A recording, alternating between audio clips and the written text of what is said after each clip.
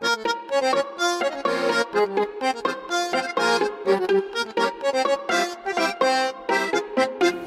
we're going to learn a little bit more about the Halachot of Pesach, and after that we're going to learn a little bit how to prepare for the Leil Seder and what's going on in the Leil Seder.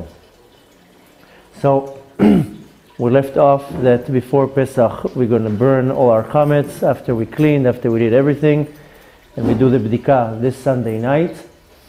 At least in this year. I know sometimes we do classes about a certain holiday and then people see it a year later in a video or 2 years later and they get confused. So, and they email us, what? Pesach is Tuesday? I thought it's Thursday. No, it's an old video.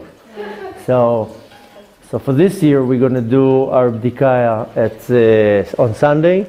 It's important to do it on time. We spoke about it last class, how it is important to do the bdika right after the sun goes, after the stars go out. And we went through all that. The next day we burn the chametz, and it's important also to make sure you do that on time. And we went through all that. Now we want to know what's going to happen if I find chametz somewhere in my possession during Pesach. I open the closet, I forgot something, a kid moved out. What happens if I see chametz during Pesach?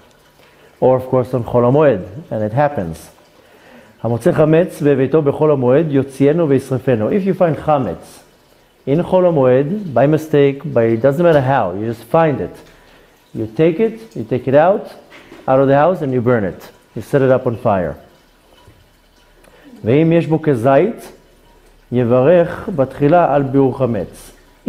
you have a very small piece, what's called kezait. Kezait is 29 grams. It can be like we're not talking about a crumb right now, a piece. If it's a piece, you have to remember the measurement, because that's the measurements we're going to go by in the Leil Seder. It's called kezait. And kezait is 29 pounds. And if picture the shmura matzah, it's about this size. So a kezait is about something like that, give or take. You have to remember it because in the Leil Seder you have to eat 4 times kezait.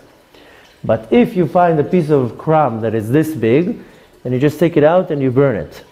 If you find a big piece that has minimum 29 grams, then you don't have to start weighing it. You just have to evaluate more or less. Then you actually have to say the bracha al biur chametz, because you're literally burning the chametz. מצאו בימים הראשונים ובימים האחרונים של יום טוב או בשבת חול המועד שאז אסור לטלטלו משום מוקצה. What happens if you find it during חול המועד or during Shabbat of חול המועד that you can't carry it? It's מוקצה. And it will be מוקצה for חול המועד and on Shabbat. Shabbat on חול המועד. יקוף עליו כלי עד מוצאי יום טוב או מוצאי שבת ואז ישרפנו. You will take some type of a bucket or a bowl, put it on it, and then after the Shabbat you can take it out and burn it. But just know that if you do find chametz during Shabbat of Chol HaMoed, then you can't carry it. It's muktzeh.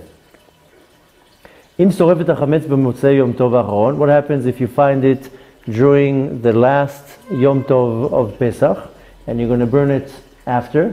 ישרפנו בלי ברכה אפילו שיש בו כזית. Now what's going to happen? You're going to burn it after Pesach. So if you're burning it already after Pesach, then you burn it without a bracha, if there's a big amount of it. So if you're finding it during Chol HaMoed, it's a small piece, take it out, put it in a can of olives or whatever it is, put it in and burn it. Set it up on fire. You can put some oil or anything that is flammable, set it up on fire that it will burn completely. If it's during Shabbat, that you can carry it, cover it, next day burn it. If it's after Pesach and there's a big amount, you don't say a bracha. Im soref, okay, that we did, sorry. Okay, חג הפסח נגמר במוצאי שמיני של פסח, עם צאת הכוכבים. וכל דיני חמץ בפסח תקפים עד אותו זמן. Now, when does really Pesach ends? Pesach ends after the 8th day of Shmini shel Pesach and Motzei HaChag in the evening. which means all the laws that have to do with Pesach, you carry them till that day. Some people say, oh, we're only counting 7 days. So Pesach is, you have to count the full 8 days, and only Motzei HaChag, that's when Pesach is over. Not a minute before that. And it's important also, we're going to learn soon about the selling of the chametz. It's important not to open the cabinets of the sold chametz before the actual time, because the rabbis have to run home and buy the chametz back. A lot of people, what they do, they don't go to shul. They come, they're already at home when the holiday is over. They right away run to the cabinet to take out the cracker or to take out the biscuits for not eating the biscuit for the whole week, and they jump on the biscuit right away. So, you have to wait. First of all, you have to wait till the leaving of the holiday, the Tzit HaChag. Then you have to wait a certain amount of time. Wherever you sell the chametz, you have to ask the rabbi, when are you going to buy it back? Sometimes the rabbi will tell you, I'm only going to buy it an hour after the holiday. Now, usually the rabbis, they know that everybody is hungry after a whole week of not eating the crackers. They have the urge of eating now the biscuit that they hid in the cupboard before. That's what we used to do in old days. We used to already prepare a surprise. So right after the Chag, you can break the fast and right away eat a cracker or something, like tasty, like a biscuit or...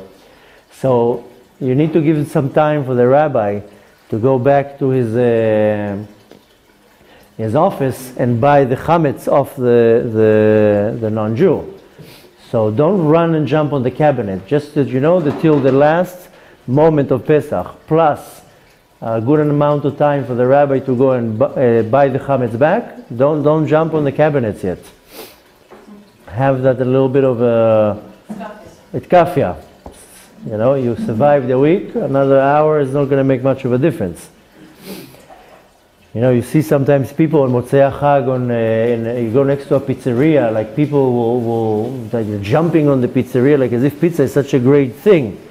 It's only been a week. You can go another day without the dough. So it's important to know that the end of the holiday, I have to correct what I just said, because I'm used to being in America. In America, you'll have a full 8 days. Here, we have full 7 days. So I apologize. I know most of our students online are in the diaspora, so my mind has already switched to talk to them. We celebrate 7 days, so don't add another day here. I know you want to be on one day, to add a day on your diet, but here we celebrate 7 full days, and the 7th day is also the Achron Shel Pesach. For our students that are in the diaspora, they celebrate 8 full days. So I just have to correct myself here. So all the laws of chametz are in effect till that moment, and we got to be very, very careful not to jump on our chametz the second that the holiday leaves. לפיכך יש להיזהר שלא לקנות חמץ שנאפה או הוכן בפסח על ידי יהודי. This is another very important thing, is to remember and to be very careful not to buy chametz that was baked or that's prepared in any type of a way by a Jew during Pesach. And this is a problem that a lot of people do here in Israel. They keep the law of Pesach, but they'll go an hour later to a bakery of a Jew that did not observe the holiday, and he already prepared the pitot 2 hours before. So it can happen many times here in Israel that unfortunately the Jews here, they don't observe the holiday, or they will observe it, but that's their business. A bakery, they'll come an hour before. How would you know? Well, the place has to have a hechsher. And if the place has a certification that is trustworthy, the place is completely locked. If not, he's not going to get a hechsher. But a lot of people are in the beginning of their tshuva, or they're just a little bit not aware, And they will be like, okay, I live in a big city. I live like in a city like Yerushalayim. Tzfat, you don't have it, but in Yerushalayim, you'll be like, okay, the whole week I'm dreaming of the pita. And they run right away to the first bakery that is open, and they might have a problem because the bakery was open during Pesach and they started cooking already during Pesach, or baking. So again, it's all about controlling yourself for another 2-3 hours and not jumping on the chametz. And I'm saying that because I know that's what people do. 2 minutes after Pesach, people are already in line in the pizzeria shop. So I know you're not like that, but it's always good to remind you. It's also extremely important to remember that you're not allowed to enjoy chametz that was in a possession of a Jew during Pesach. So if you have a neighbor or a family member that you eat by, a lot of people, they kosher their kitchen, especially when they have a family that eats kosher, and they will not eat chametz on Pesach, but they didn't sell their chametz.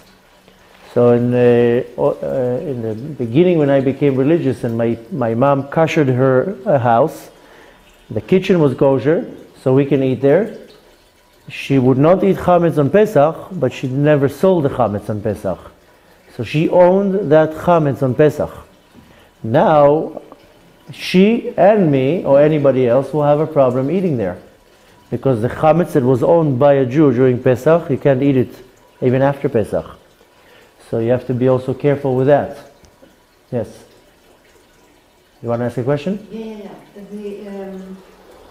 That kitchen where the chametz was not sold is not kosher for 1 year until the next Pesach where she does the things properly. Yeah, exactly.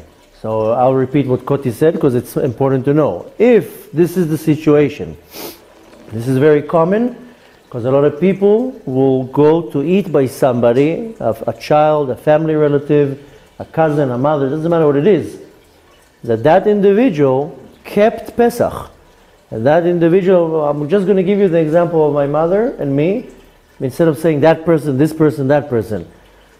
There were years that we koshered my mom's kitchen because she wanted me to eat there.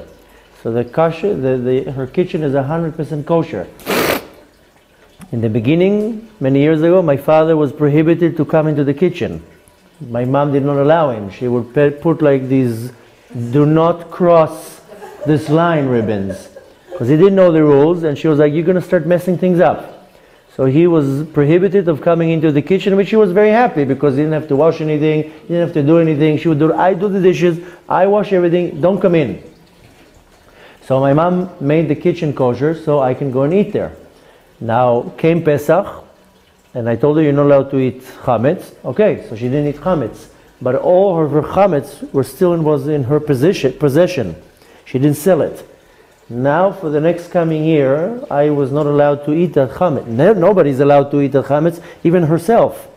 She can't eat this chametz because she owned it during Pesach. But you're not allowed to eat it for the whole year if it would stay fresh, till the next Pesach if she sells it. So if hypothetically it's things that are sealed and somehow they kept their freshness, then if she sold them again the next year in Pesach, then after that you can eat it. But usually a normal kitchen does not keep things for more than a year. And if they keep things for more than a year, I do not recommend to eat there. So that's one thing. So just know when you go to visit a relative that tells you, yes, I observed Pesach, you can ask, did you sell your chametz? And if they tell you, I did not sell my chametz, then all that chametz has to be burnt. I mean, you would not eat it. Can you give it to a non-Jew? You can give it to a non-Jew. But if not, then you cannot eat it. And if you want to, if that person is a person that's becoming more observant, you have to tell them that they can't eat it, and they can either give it to a non-Jew or to sell it, or to burn it. If So, a person says to you, I don't keep any chametz in Pesach, so the selling is not necessary? well, they still have to sell their plates and their cups and everything. Has to be. Yeah. anything that has the taste of chametz cannot be a possession on Pesach. So I am not going to be able to eat in that kitchen, not because she didn't do it, and the plates are not. Exactly. Or the meat is not permitted because of the Torah. Exactly. Yeah. There's a lot of rules with a kitchen that is kosher but is not observed the right way. That's why a lot of people say, I go to many houses and people tell me, please sit down and eat with us. And I'll tell them nicely that I can't eat in their kitchen. So they will tell me, I've been to houses, they will tell me I'm vegan. So there's no meat and there's no dairy. And even in that case it's not good, because I will tell them, I'm sorry, I still can eat because you didn't take your dishes to the mikveh. Whether you eat just carrots all day long, it doesn't matter. If you have a knife to cut the carrot, the knife had to go to the mikveh. So you have to be very careful with a lot of people that they tell you, I don't eat meat, or I didn't eat chametz throughout Pesach, or I didn't have any chametz. But your stuff, your plate, your dishes, they have the taste of the chametz. Now, it doesn't mean that all their stuff has the taste of chametz, but the things that is with chametz, then you can't eat it, and then you might have a problem eating in that kitchen. So you have to be very, very, very careful with that. Now, what else? צריך גם להיזהר שלא ליהנות אחר הפסח מחמץ של ישראל, החשוד שלא מחוק הדת. Okay, this is exactly what we're talking about. You got to be very careful with the chametz of a Jew, that there's a doubt that he didn't sell it during Pesach exactly how he needs to. And that can be with store owners, because you can have a store that all the products are very kosher. All the products are 100% kosher. But the store owner is not keeping the laws. Now he owns all this chametz during Pesach, and now you come and you buy these kosher products from a store that a Jew owned the products. So you have to be very careful also with that. So again, when we live in a very small city like Tzfat, and you go into the same store every day and you see that the chametz was covered or stored, and you know the store owner, and in most cases if they have a certification, you know that they were checked and obligated to sell everything. Even here you would still want to check that. But when you go to a big city, you have to be aware, wait a minute, maybe that store owned the chametz during Pesach. And then I can't buy their products because they own that chametz. So that's why, unfortunately, it's very, very tricky, because sometimes you go to a big city like Tel Aviv, and people live in Tel Aviv, or they just travel there, and they'll go into a supermarket and be like, hey, look, all the products are kosher. I have no problem in buying this product right now. You're right, you don't have a problem, but that product was owned by a Jew during Pesach and was not sold, and now this is going to be a problem to eat. So you have to be very careful with that. And I know it's becoming now, but a lot of people will be like, oh my gosh, now how am I going to track that? So you have to make sure that you, in the next 2, 3, 4 months, you're buying in a very strict place, that you know that their stuff was sold during Pesach. I mean, usually here in Israel, all the major stores and departments for food, they do that. In the diaspora, then people that live abroad, if you have family there, if they live in a very Jewish community, then that's no problem. But for the ones who live outside the Jewish communities, and now in America, Baruch Hashem, you can find kosher food almost anywhere. Now, if it's in a big place like Costco and department stores like that hold the kosher food, you have no problem, because most likely the owner of the store is not Jewish, so you have no problem. But when it comes to the small stores, people have to be just very particular. So I know this puts people in a bind, because they're like, how am I going to track now? He did sell it, he didn't sell it. So that's why a lot of people say, I'm just fine with buying the product that is kosher. I don't care if the store is kosher. So you can buy kosher products in a store that is open on Shabbat, you might have a problem. Because you know, okay, the owner of the store is not keeping Shabbat, he's not observing the Shabbat, most likely he didn't observe Pesach, most likely he doesn't observe any rule. I told you once that I went to a restaurant when I once spoke to you about telling you how most of the restaurants, they're not that say that they're kosher, they're not really kosher for many different reasons. To buy a sticker that says kosher costs exactly $20. So, and I gave an example that once I went to a restaurant, we went to my in-laws, and my in-laws said, yeah, well, there's a kosher restaurant here, let's go there. And when I asked my mother-in-law, she was like, yeah, all the religious people eat there, don't worry, it's kosher. And when we came, it had big signs, kosher, everything is kosher. And then when we walked in, and I looked around, I didn't see, nothing looked so kosher there. And when the waiter came, I asked him, is the mashgiach here? He looked at me like, what? Told him, is there a mashgiach here? And he was like, I don't even know what you're talking about. I told him, is there a rabbi in the kitchen or somebody in the kitchen? He was like, no. So I told him, so who's in the kitchen? So he says, me and Jose. So I told him, okay.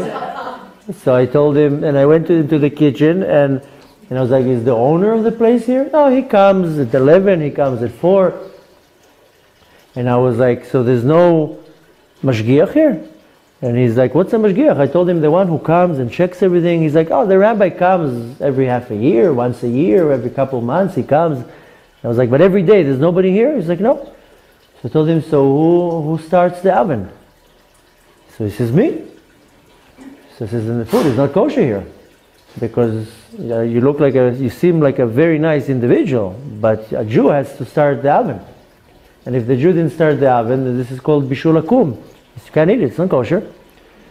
So, and I told him, it was a dairy restaurant.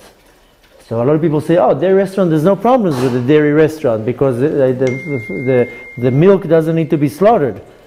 But the problem is, I told him, when I now ordered an omelet, do you check the eggs? No. Why should I check the eggs? Yeah, because some eggs have blood in them. And do you check the salad? I ordered a salad now. You check the lettuce?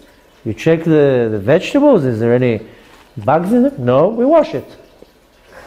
And then I told him, so the place is not kosher. He's like, no, everything is kosher. And he pulls out products. Does we see? It says it's kosher. I says, yeah, I'm very happy that the salt that you're giving me has an OU on it, but who says the restaurant is open? It's kosher. And I told him, and are you open on Shabbat? Oh, no. We only come 3 hours before that to start preparing the food, so when people come after Shabbat, the food is ready. So you open on Shabbat. So, it has all the nice stickers. They get a certification from a rabbi that is retired, or is not particular about what's going on, and people come, they see a big sign kosher, they see people with yarmulkes, and they walk in and they think it's kosher. Sorry, what if the rabbi of the city would hear something like that? Like I know even in a place like Seder, which is miles away, the rabbi would be aware of a place like that. I mean, maybe it's a different kind of rabbi, but you think. The thing is that the thing is that the rabbi that gave the certification, then I'm sorry to tell you, is not a rabbi. This is what's called machshil harabim. You're making the public fail. So if he went to some course and got a certification, I know women that are rabbis because they have a certification. To go and learn the material and to go to an exam, then that anybody can do.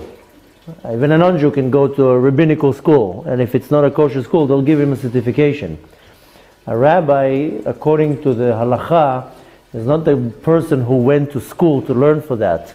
Because in the olden days, how it was, and up until today, in order to be a rabbi, you need a rabbi to give you what's called smicha, to give you the authorship, or however you say that. I don't know if I'm saying the right words. Smicha is you're getting authorization. How is it done? Not any rabbi can give a smicha. I can't give somebody smicha. You have to be a special rabbi that is able to give smicha to be a rabbi. Now, how it works, in the rabbinical world, you can have, there's many different levels. I mean, 90% of the rabbis in the world, they have what's called a certification, a smicha le-rabbanot, and that's where it stops. And then a fraction of them go to the next level, like you do an MBA, and you learn to be a professor or whatever it is. There's different levels. The next level is to be a dayan, and then the next level, there's many different levels in the rabbinical world. And very few have their authorization to give over, I don't know how you say it in English, ordination. That's how you say it? A rabbinical ordination. You need to be authorized to do that. Now, in the rabbinical world, you can later on become a scribe, a mohel, whatever it is. You can become a scribe and a mohel without having a rabbinical ordination. One doesn't stop the other. But in order to give somebody a rabbinical ordination, you have to be allowed to do that. And there's not a lot of rabbis in the world that are allowed to do that. There's probably a couple dozens in our generation. And they got ordinated by somebody above them who got, is that the right word, ordinated? Yes. And they got all the way up to Moshe Rabbeinu. So Moshe Rabbeinu was the first one who was able to give smicha. And smicha is not a blanket. Smicha in Hebrew is a blanket. Smicha is the authorization to be able to be called a rabbi. Now, to be called a rabbi, that doesn't mean you're a rabbi, because I do know people that they got a kosher smicha, but if they don't follow the rules, then they're not kosher, so to say. So there are all sorts of schools and all sorts of places that they come and they tell you, here, we'll give you that. So they teach you the actual material, and you go to a test and you pass the test with flying colors. But the certification you get is not a real certification. So it might says rabbi, but if it was not given by the right source, you might have on your business card it says rabbi, but in the heavens you're not considered a rabbi. So there are rabbis that they're not rabbis. They just inherited the title. I'm talking like in the case what you're talking about in a city. So he doesn't care. So like I told you, I know women that are rabbis. And in their mind, they did the test. And you know what? They probably know the material better than other people. But the fact that they know the material and they know the laws, that's one thing. Whoever gives you the permission, so to say, or the status, has to be a particular individual. Like in the kingdom worlds, you can't just become a king. A king has to anoint you. I'm sorry. The point is that there are, in a big city like New York, you can't know about everything that moves. In a little city like San Diego, yes, you would expect at least the rabbi of the city to hear what's going on and to go and check it. This was also not such a big city. It was in Philadelphia. And Philadelphia has about 40 kosher restaurants, 50 kosher restaurants. It could very much be that the rabbi of the city doesn't know on them, or that he doesn't know what's going on there. He's busy in his own world. He knows that this individual gave the certification. Now, a lot of times what happens, I met into a situation, I know we're totally sidetracking, but it's important to know, when I lived in New York, so there was a certain like bakery / cafeteria that we used to buy from. And we used to go, we saw the certification, and there was nobody Jewish there, which I don't care. But some things, they need to be turned on by, the ovens have to be turned on by a Jew. But anyways, one time we noticed that some of the products, I looked once at the milk, and the milk in America, you can recognize the milk right away when it's kosher.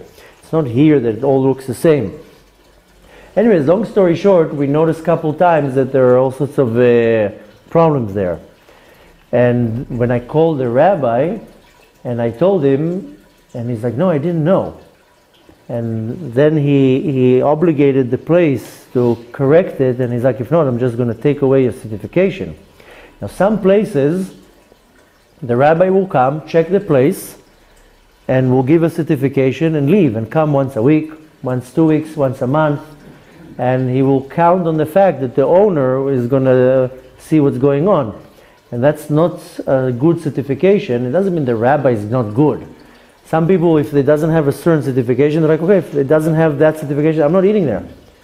And you have it here still, even here in Israel, that they say, okay, I see the stamp, but if there's nobody on premises, I don't want to eat here. So some people are more lenient, some people are less. The point is that it's hard to trust. When it comes to restaurants, you have to be very careful. And even here in Tzfat, half of the places here that have a certifications, the owner is not observant. So I think half of the pizzerias here on the Midrachov, they don't own by observant Jews. They're very nice Jews, everything is good, and it's closed on Shabbat because we see that it's closed. But it's not owned by an observant Jew. You have to make sure that those specific pizzerias don't own the chametz. Now here in Tzfat it's actually a pretty strict city. So it's not so easy to get here a hechsher. But in a big city like Yerushalayim, you have to be careful. So, and again, it's not putting somebody down, you're more religious, you're less religious, it's just rules. Then there's rules and you need to follow them. I'm going to ask you a question because I foresee that I'm going to lose a friend. You're quoting the Shulchan Aruch when you say serve the chametz. Yeah. And it doesn't say that it is not specifically pieces of bread or cookies or it serves the chametz. And we have to understand that these are chametz that penetrate the plates and the cloths. It's everything. You don't have to lose a friend, you just have to be very diplomatic. And you know, when I became religious and they told me you have to sell your chametz to a non-Jew, and I was like, why sell? I'll just give it to him. I don't need to sell him one, I'm going to make a couple bucks. No. So I found a non-Jew, a friend of mine, and told him, here, take all my stuff. So I just gave everything away. I didn't have anything. And later on, I was like, wow, you know, I gave that individual stuff for hundreds of dollars.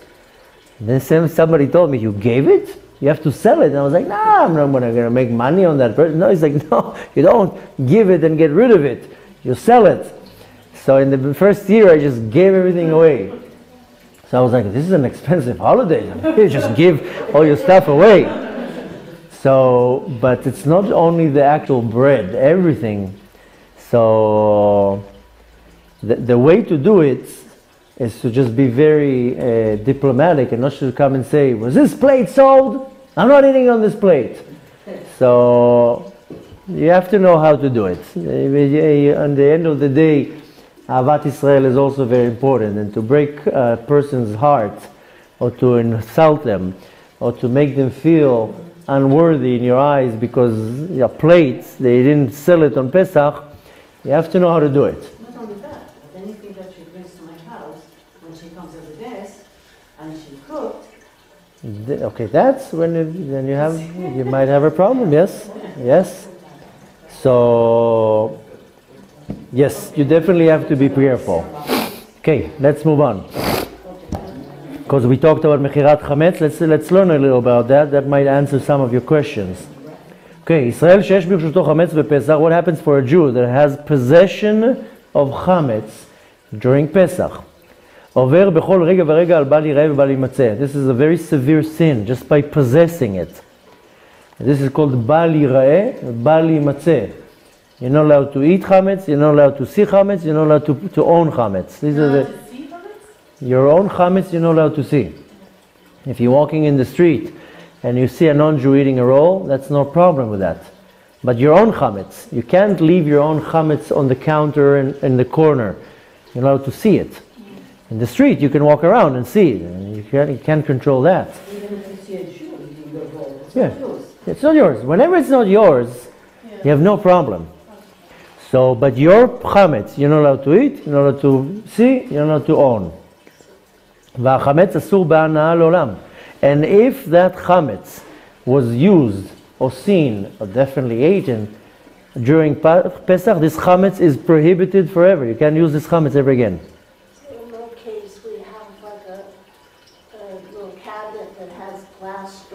You cover the glass door. Yeah, take a piece of cardboard or foil, you cover the glass door. So anything to cover the glass door. When we have glass cabinet, we also have in the kitchen a few glass cabinets. I just cover the glass with foil. And I cover it from the inside, that way nobody can peel it and see, hey, what's in here? And I had that already. We had a guest once who came in Pesach and he was like, hey, what's in here? And we're all like, no! So, But you don't have to do it for plates and things. better to do it for plates too. So, I mean, this is an addition, a chumrah.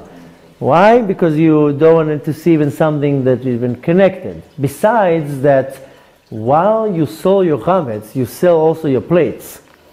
And then, and you don't want to have even the option of maybe something coming and, oh, here's my plate, and opening the cabinet. The rabbi of the city, Rabbi Eliyahu, he even suggests not to even own the chametz at all. He's like, whatever chametz you have, just finish it or get rid of it. Don't keep it in the home. Just keep your plates and your stuff like that. But you have an open box of whatever it is, just give it, use it, finish it. A month before Pesach, clean your house. Don't even keep chametz in your house. And he says, why? Because, you know, you might get confused for something. And when you're talking about the plates, if you see the plates, you know, most people, they have it together. Some people can be like, oh, let me just pull out a plate. And you forget that it's sold and it's not yours. Then you're eating on something on stolen possession. So that's already a different problem. That's why it's good to close everything, hide everything, seal the doors, and be very particular. Now it's very important to know that the chametz that was seen or owned by a Jew, asur be'ana'ah le'olam. You can never enjoy it forever. You can't even sell it after Pesach. You can burn it or bury it or whatever it is.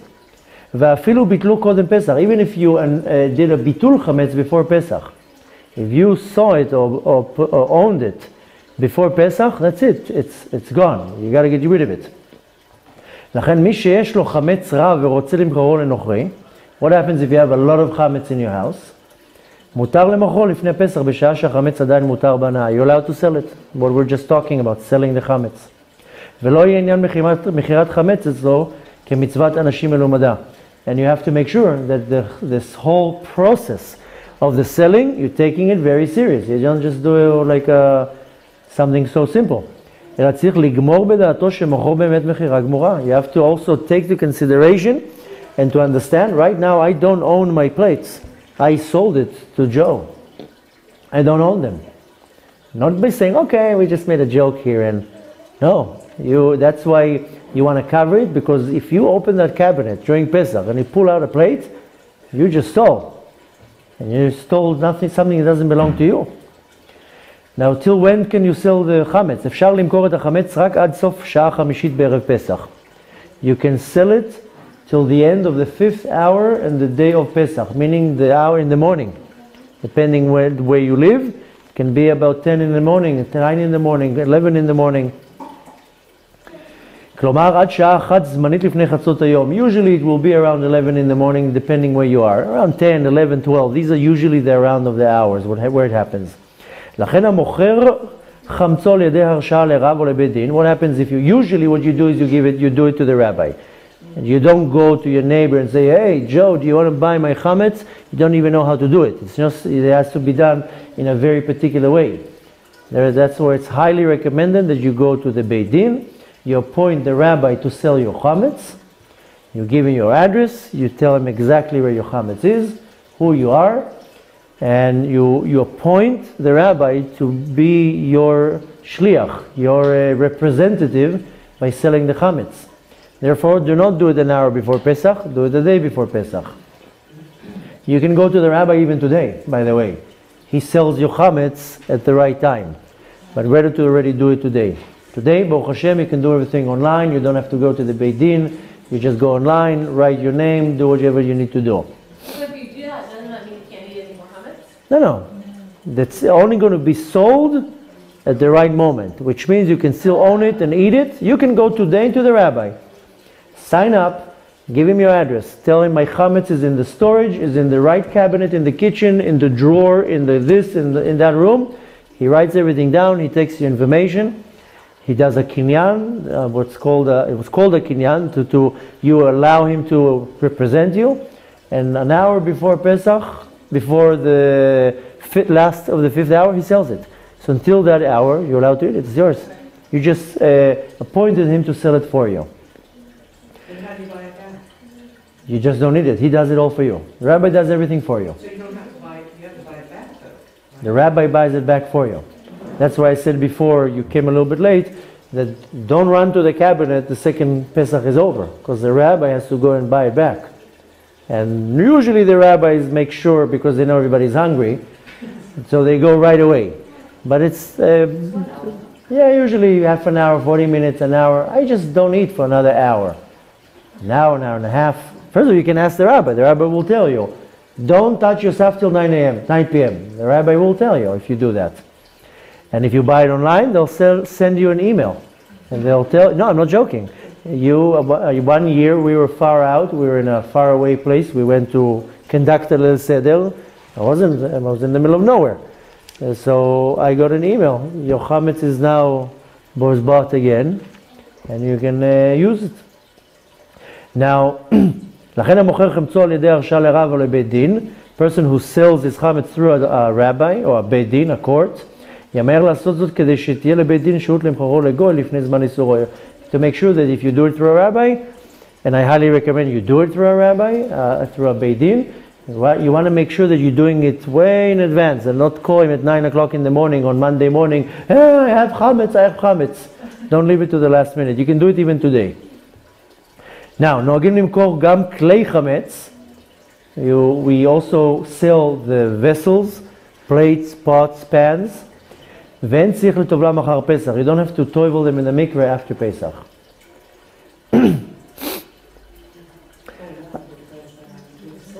Yeah, but you don't have to put them in the mikveh after Pesach. נוהגים לעשות את הרב למורשה לחתימת חמץ. You have to appoint the rabbi to be your representative. And you do that, like I said, by doing a kinyan. And there are more halachot in it. There are more rules how to do it. That's why I don't suggest to do the sale by yourself. Because you have to do it with what's called an arev kablan, and you have to make a shtar, and it's not, there's a lot of rules. That's why I made a mistake in the first year. I just gave it to my neighbor. Better, go to a rabbi knows how to do it. Okay, מנהג העולם לעשות קניין סודר בשעה שמרשים את הרב. This is exactly what I said. You made a kinyan. A kinyan means that you give over possession to the rabbi, you appoint him. כיוון שישנם כמה פרטי דינים במחירת חרץ, מן הראוי לסמוך במחירה זאת רק על רב המובהק. Since there's a lot of rules in the selling and buying of the chametz, please make sure that you're doing it with a rabbi that knows what he's doing. I told you before that 95% of the rabbis in the world, the real rabbis, they got an ordination. But they don't know how to do these things. You have to go to a rabbi that knows how to do it. You go to the Beit Din, this is a Dayan who knows exactly how to run these things. Go to a rabbi of your shul, there's a very good chance that he doesn't even know how to sell the chametz. There's a lot of rules in it. כל הכלים שאינו מגיע לפסח, צריך לשפשפם היטב בערב פסח. All the vessels, the utensils that you do not kosher before Pesach, you have to wash them real good. לפני שעה שישית, at least 6 hours before Pesach, and to wash them in a way that there's not going to have any chametz on them. So even the pots and pans that you sell for Pesach, you can't have chametz on them by saying, okay, I'll wash it after the holiday. You have to wash them real good before Pesach. That's very important, because a lot of people say, okay, I know all this stuff is dirty, why bother? I'll give you now an example. We have an oven just for Pesach. So just know, when you eat here, you have the strictest certification. So we have everything just for Pesach. We don't kosher the stuff for Pesach. So we have an oven for Pesach. So the old oven gets pulled out and into the storage. But the oven still has to be cleaned. We cleaned our oven perfectly and miraculously, and I still ran the heat to make sure that if there's anything left, it's burnt. Why? Because even if I sold it, now this week this oven doesn't belong to me. And everything else, all our pots, everything we sell, we don't kosher anything. We have sets of everything just for Pesach. So even that has to be washed perfectly, very clean, and then we store it, and then it gets sold. So even though you sell it, you still have to clean them. וטוב לסגור אותם ואת החמץ שמוכר בחדר מיוחד ולהצניע את המפתח. It's extremely important that the stuff that you sell, you don't just leave it in the corner and put a blanket on it. Put it in a room, close the door, lock it, or put it in a storage, or whatever it is that you don't see it. Put everything in one closet, put everything in one cabinet, and better even to lock it, that nobody will come in and be like, hey, what's here? And we had that happen too. We had one time in Pesach that one of the kids just went into one of the cabinets, took everything off, and we see him walking around. I was like, where did you get that? From the cabinet. How did you open? Oh no, I took it off, and you didn't see a big sticker that it says chametz? He's like, no, he's like, no, he was able to read. He's like, I just didn't figure out why you put it there. Why did you put a sticker this big that says chametz? And you know what he told me then? I thought the sticker is chametz, so I put it aside. I was like, wow, okay. So you want to make sure that it's all good and secure. And if you have little kids, to teach them that this drawer we don't open. So anyways, you got to make sure that it's all hidden very well. Now, אם אינו סוגר את החדר החמץ, מפני שהוא צריך להשתמש בו, what happens if you don't seal the room because you have to use the room, for whatever reason? צריך לעשות מחיצה מדבר קבוע בגובה 20 טפחים. What happens, let's say you have a big room. You took a room and you say, this is where I'm going to put all my chametz. You gathered everything in a corner, but you still need to use that room. It's a cabinet or whatever it is, a walk-in closet, and you have to take something that's going to be like a mechitza, like a piece of board or a tabletop. It has to be height of 20 tfachim, which is about this height. A tefach is 8 centimeters.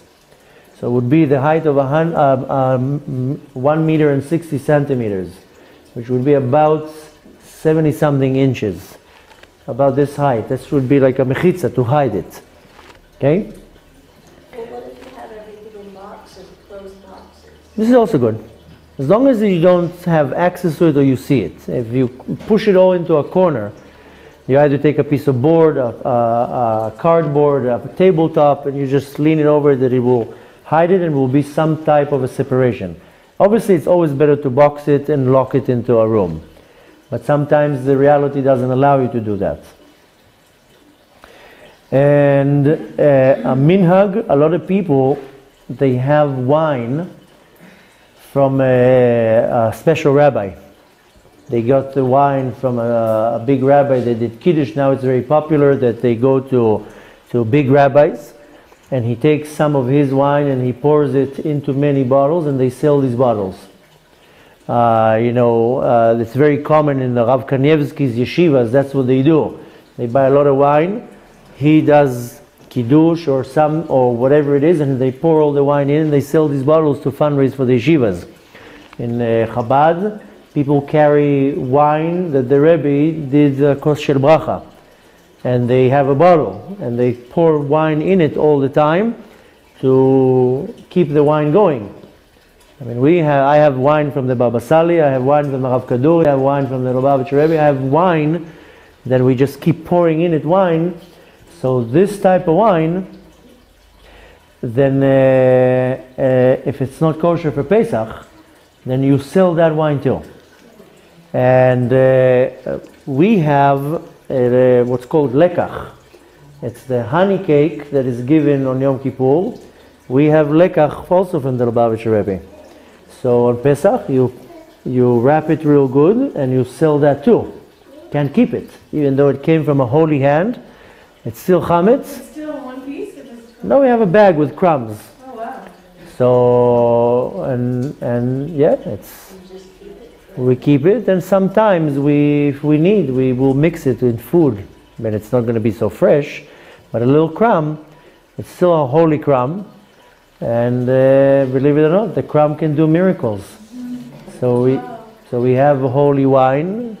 I have wine that I bought from a part of it from Rav Kaduri.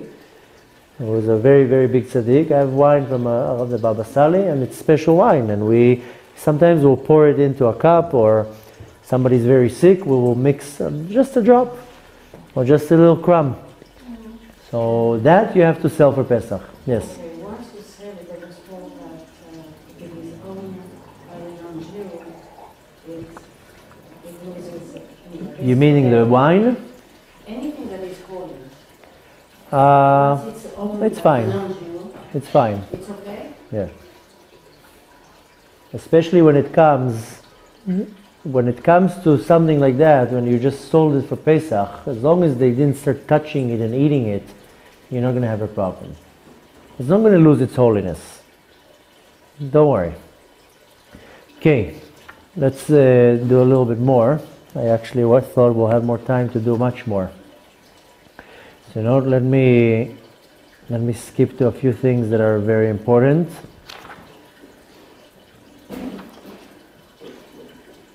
Okay, I thought I'll have much more time. Let me do just a few more things that are very important.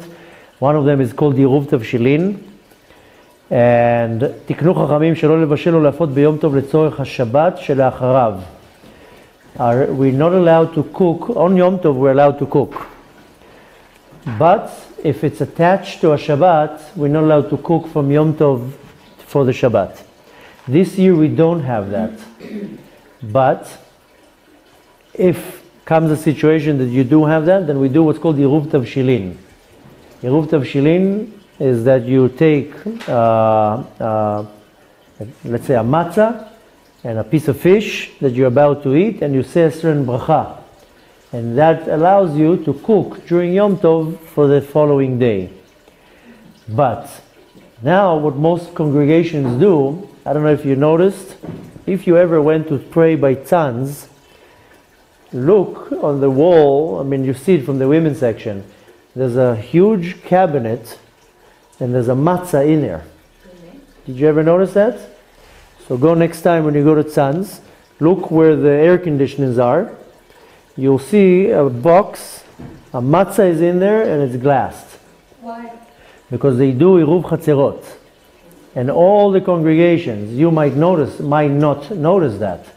But all congregations, they will do what's called Iruv Chatzerot. They do a certain blessing. Usually they will do it around Pesach and they'll do it on a matzah. And that will allow everybody around in the Eruv to carry. And also to carry in the building. If you live in a building, you need to have Eruv Chatzerot, which means you can carry from one apartment to the other. Not to say that in a place that needs an Eruv, you must have Eruv Chatzerot. And Even if you have an Eruv in the flat. you don't notice it because you didn't do the Eruv, but they do the Eruv Chatzerot. We just see the line around, the wire. But the person who did that, he runs the wire. It has to be kosher, has to be a certain height. It can be touched, can be moved. There's a way how to do the Eruv. And then the actual person that will do the Eruv says a certain bracha.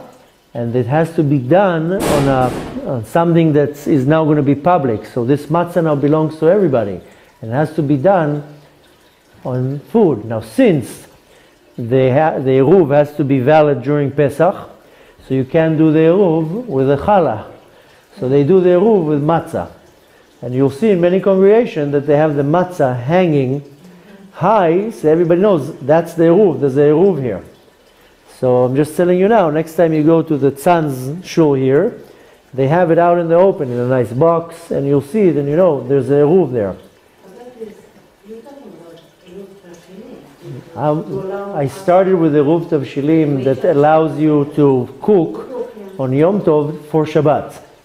But they also do on Pesach what's called the Eruv Chatzerot. I am taking for granted that they can carry all over the Sfat. It's not true? Okay, the first opinion says that Sfat does not need a Eruv because it's surrounded with mountains. Since it's surrounded with mountains, it's like a walled city. I don't know if you notice, on Purim you read the Megillah twice in Tzfat. because it's a walled city. We have twice Purim here.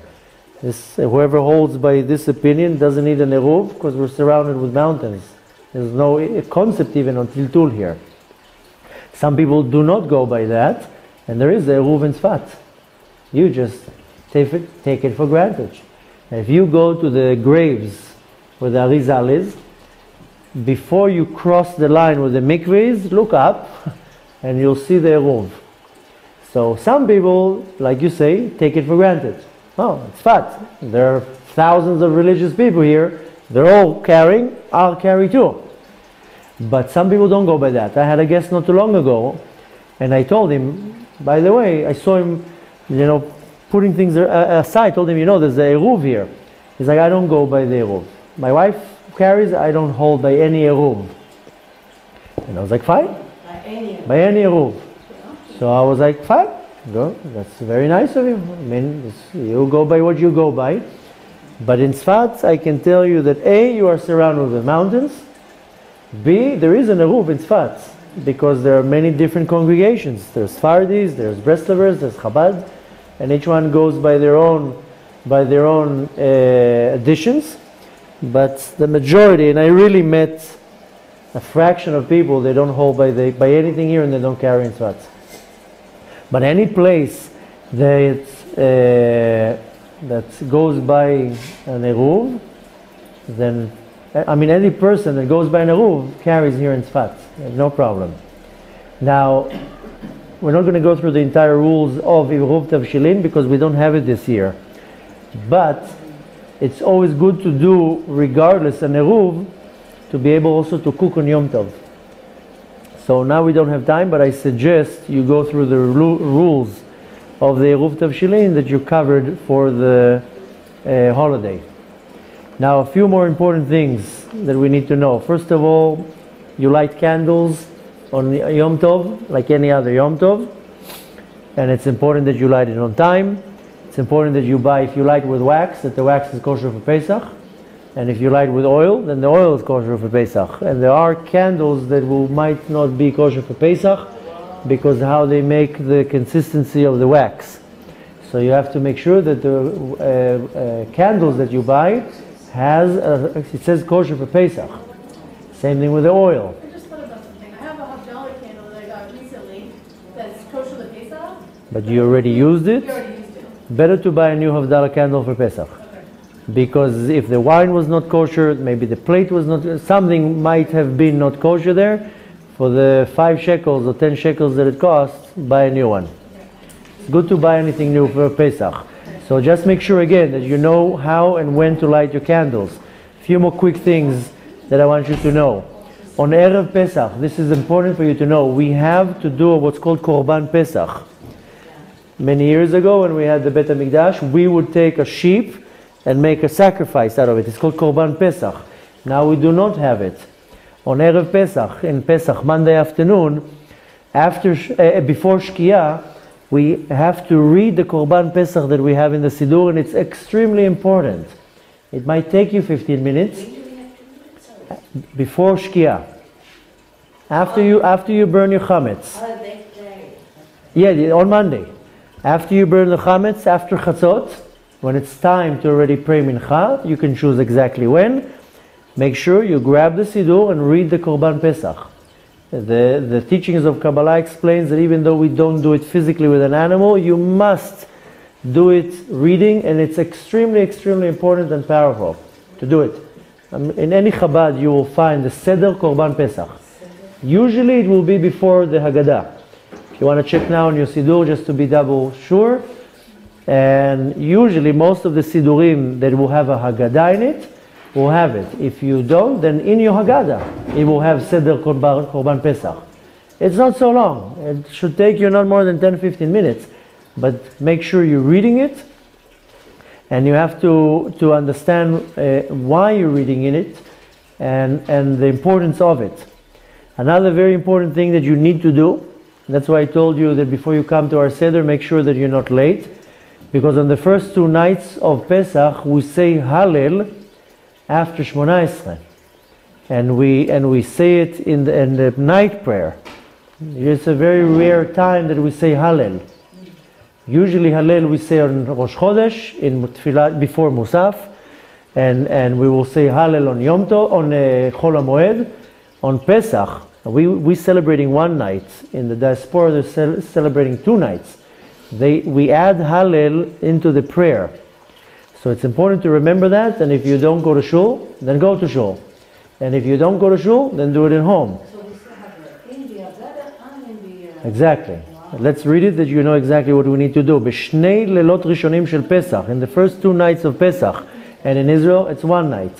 Omrim Hallel b'tzibur, you say Hallel with a congregation. Miyad achar tfilat amidah, right after you pray Shmona Esrei.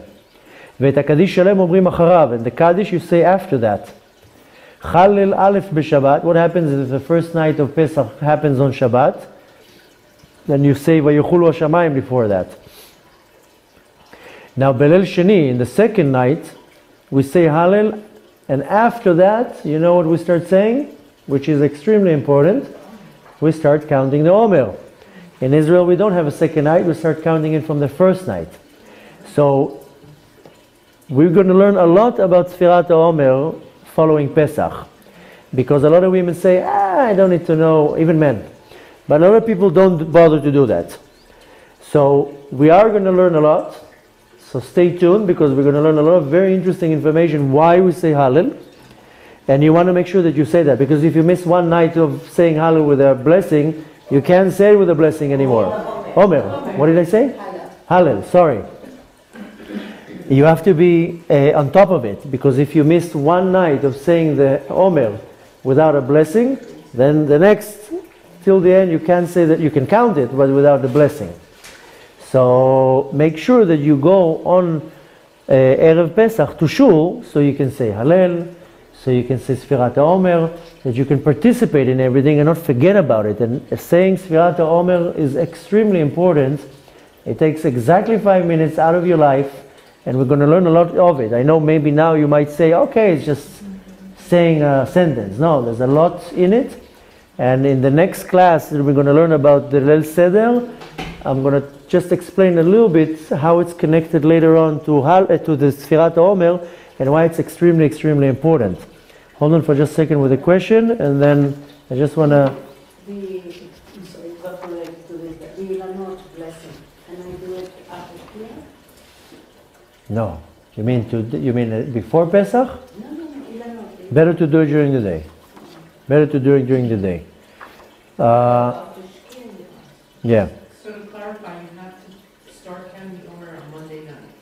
Monday night, this year in Israel, you have to start counting the Omer, and an individual like you, that you have been here for the past, you're not a resident of Israel, but you have been here for at least 90 days, you count the Omer according to Israel, not according to outside of Israel. That's going to affect Lag Omer.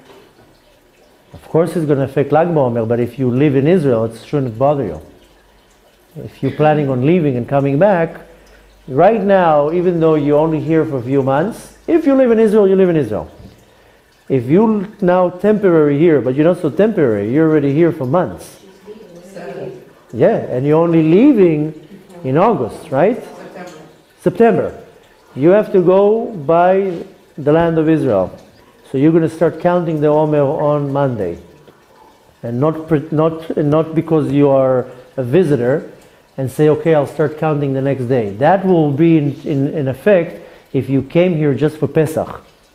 Since you live here and you're going to leave way after Shavuot, you count like us.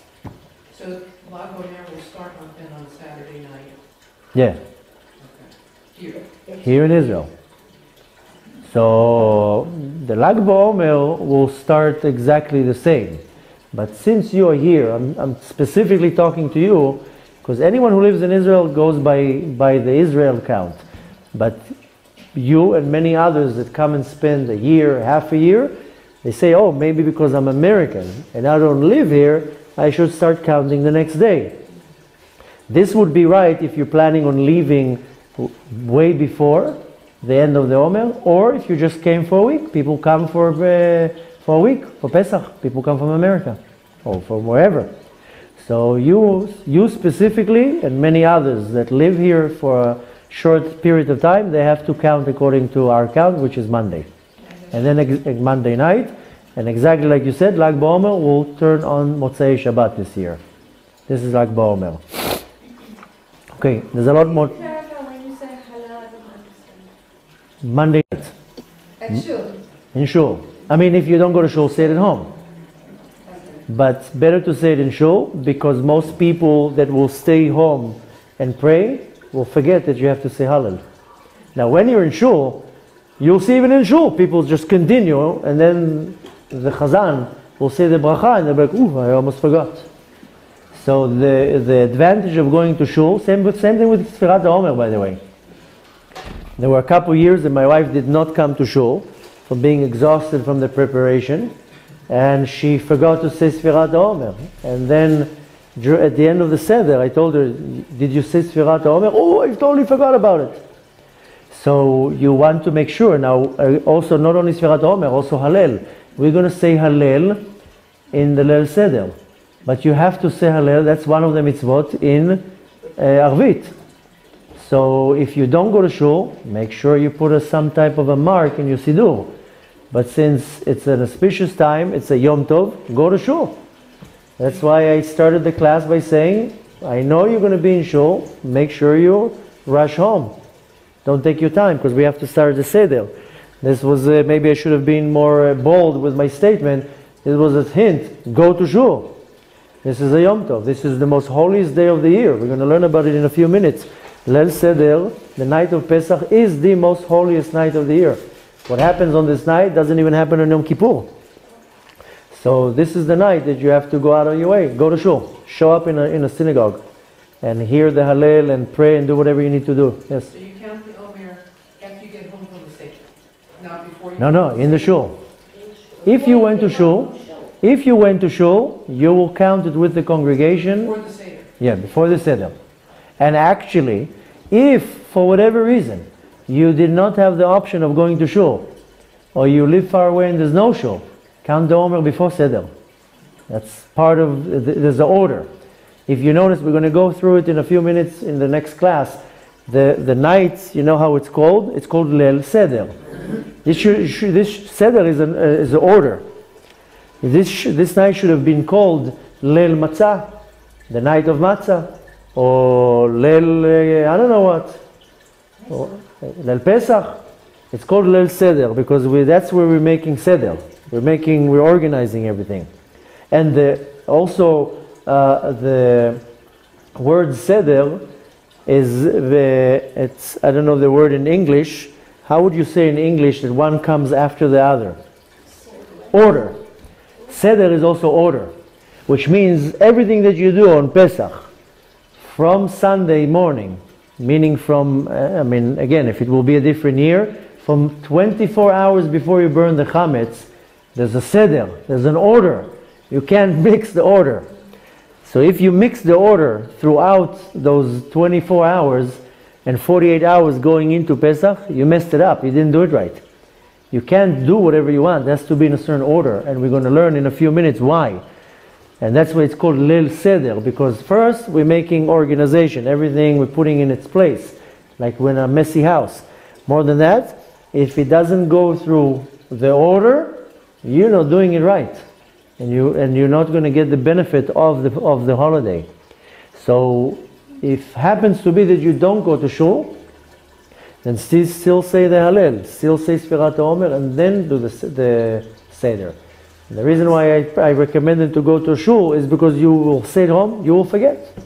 On the subsequent days between Passover and Shul, do you say count Omer at sunset, in the morning, in the evening, before you go to bed? The right way to do it is you count it after the stars go out.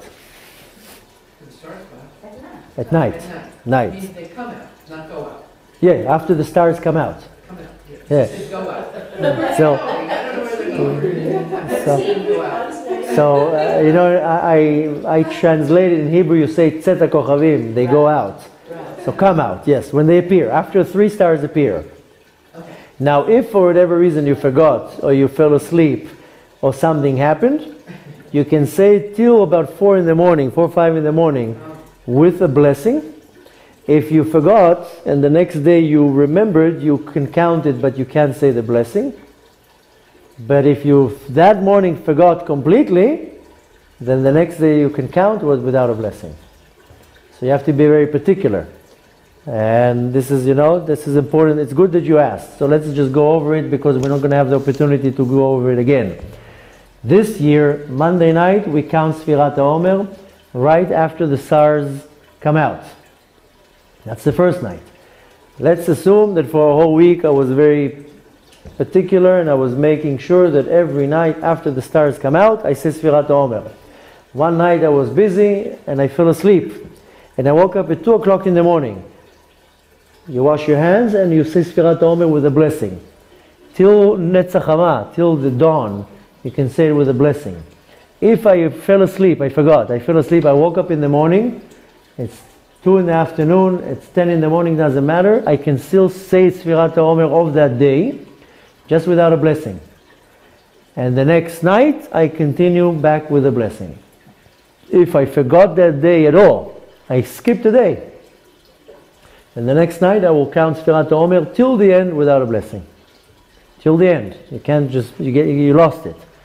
And if there's one night that you have a doubt, you just don't, did I count yesterday? I didn't remember if I counted. You don't remember. You have a doubt.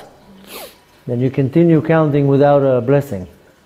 But it depends, again, there's different rules, how far in you are. If you counted the majority of it, then some say you will continue with the blessing.